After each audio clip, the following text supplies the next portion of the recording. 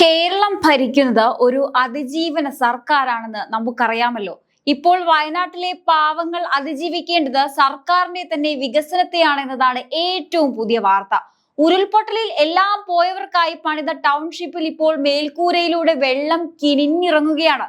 സാധാരണ നമ്മളൊക്കെ വിചാരിക്കും ഇത് നിർമ്മാണത്തിലെ അപാകതയാണെന്ന്.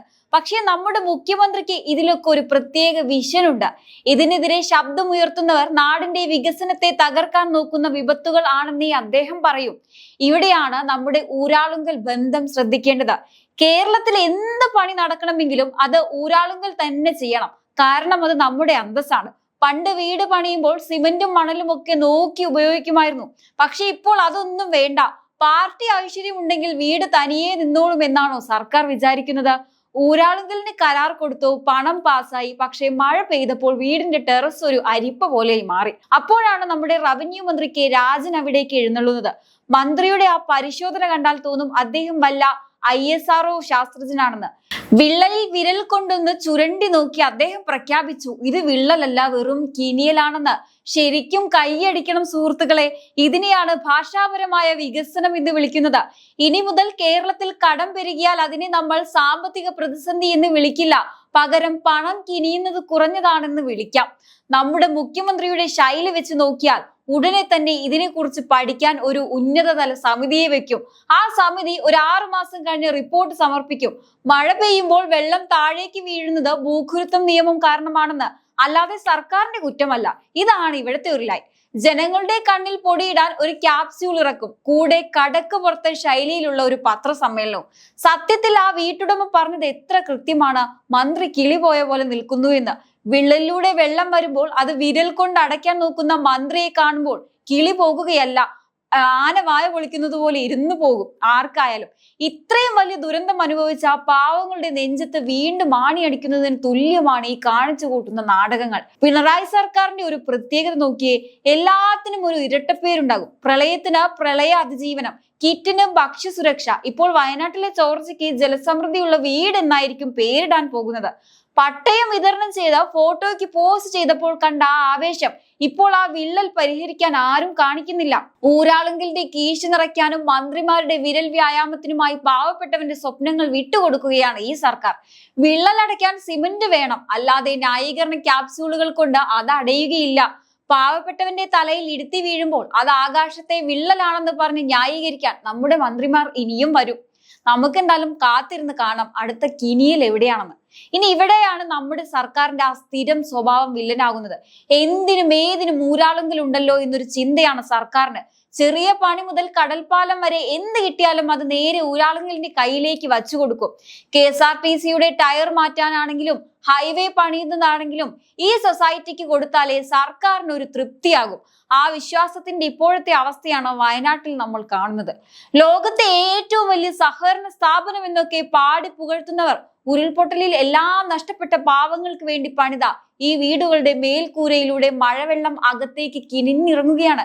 ഇതാണോ സർക്കാരെ ആ പാവങ്ങൾക്കായി നിങ്ങൾ നൽകുന്ന സുരക്ഷിത സ്വർഗം? സർക്കാരിന്റെ ഈ ഊരാളുങ്കൽ പ്രേമം കാരണം പാവപ്പെട്ടവന്റെ തല ചായ്ക്കാനുള്ള കൂര പോലും ഒരു ചോദ്യചിഹ്നമായി മാറുകയാണ്. ഇതിനെ ചോദ്യം ചെയ്താൽ മന്ത്രി വന്ന് മാന്തും, സൈബർ സഹാക്കൾ വന്ന് ഭീഷണിപ്പെടുത്തും. പ്രകൃതി ദുരന്തത്തിൽ സർവ്വതും നഷ്ടപ്പെട്ട ആ പാവങ്ങൾ വിചാരിച്ചു ഇനി സമാധാനമായി ഉറങ്ങാമെന്ന്. എന്നാൽ ഇപ്പോൾ പുറത്ത് മഴ പെയ്താൽ അകത്ത് കുട പിടിക്കേണ്ട ഗതികേടിലാണ് കാര്യങ്ങൾ. സർക്കാരെ, വികസനം കിനിയുന്നത് നല്ലതാണ്, പക്ഷെ അത് പാവപ്പെട്ടവന്റെ വീട്ടിലാവരുതെന്ന് മാത്രം. പണി അറിയുന്നവരെ കൊണ്ട് പണിയിപ്പിച്ചില്ലെങ്കിൽ ഇത് ഇനിയും സോഷ്യൽ മീഡിയയിലെ വലിയൊരു തമാശയായി തുടർന്നുകൊണ്ടേയിരിക്കും. കേരളത്തിൽ ഇപ്പോൾ എന്ത് നടന്നാലും അതിന് മുകളിൽ ഒരു കോടതിയുണ്ട്. അതാണ് ഊരാളുങ്കൽ കോടതി. സർക്കാർ പണം കൊടുക്കും, ഊരാളുങ്കൽ പണിയും, മന്ത്രി വന്ന് മാന്തും. ഇതിനിടയിൽ പാവപ്പെട്ടവൻ കുടയും ചൂടി വീടിനകത്തിരിക്കും.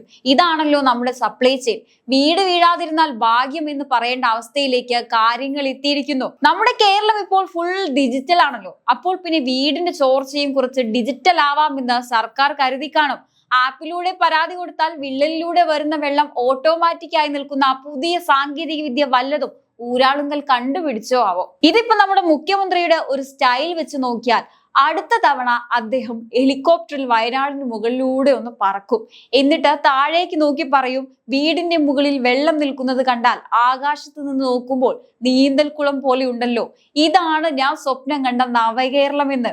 ജനങ്ങൾ ചോർച്ചയെ കുറിച്ച് പരാതി പറഞ്ഞാൽ ഉടനെ മറുപടി, അതൊന്നും ചോർച്ചയല്ല, വീടിനുള്ളിൽ എയർ കണ്ടീഷനിങ് പകരം പ്രകൃതിദത്തമായ തണുപ്പ് നൽകാൻ സർക്കാർ ആവിഷ്കരിച്ച ജലസേചന പദ്ധതിയാണത്. ഇതിനെതിരെ സംസാരിക്കുന്നത് വികസന വിരോധികളാണ്. പിന്നെ നമ്മുടെ മന്ത്രി രാജൻ വിള്ളൽ മാന്തിയത് കണ്ടപ്പോൾ എനിക്ക് തോന്നിയത് അദ്ദേഹം അവിടെ വല്ല നിധിയും തിരയുകയാണോ എന്നാണ്. അതോ ഇനി വിള്ളലിലൂടെ വരുന്നത് വെറും വെള്ളമല്ല, സർക്കാരിന്റെ അതിജീവന ലായനിയാണോ? ഊരാളുങ്കൽ പണിയുന്ന വീടിന് വിള്ളൽ വന്നാൽ അത് വിള്ളലല്ല, അതൊരു ഡിസൈൻ ആണെന്ന് പറയാൻ മാത്രം തൊലിക്കെട്ടി നമ്മുടെ ന്യായീകരണ തൊഴിലാളികൾക്കുണ്ട്. മുണ്ടക്കൈയിലെ പാവങ്ങൾ വിചാരിച്ചു ഇനി സമാധാനമായി ഒന്ന് ഉറങ്ങാമെന്ന്.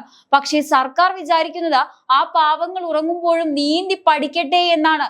മുഖ്യമന്ത്രിയുടെ വിദേശയാത്രകൾ കൊണ്ടും നവകേരള സദസ്സുകൾ കൊണ്ടും നാടിന് എന്ത് കിട്ടിയെന്ന് ചോദിച്ചാൽ ദാ വയനാട്ടിലെ ഈ കിനിയുന്ന വീടുകൾ കാണിച്ചു കൊടുക്കാം.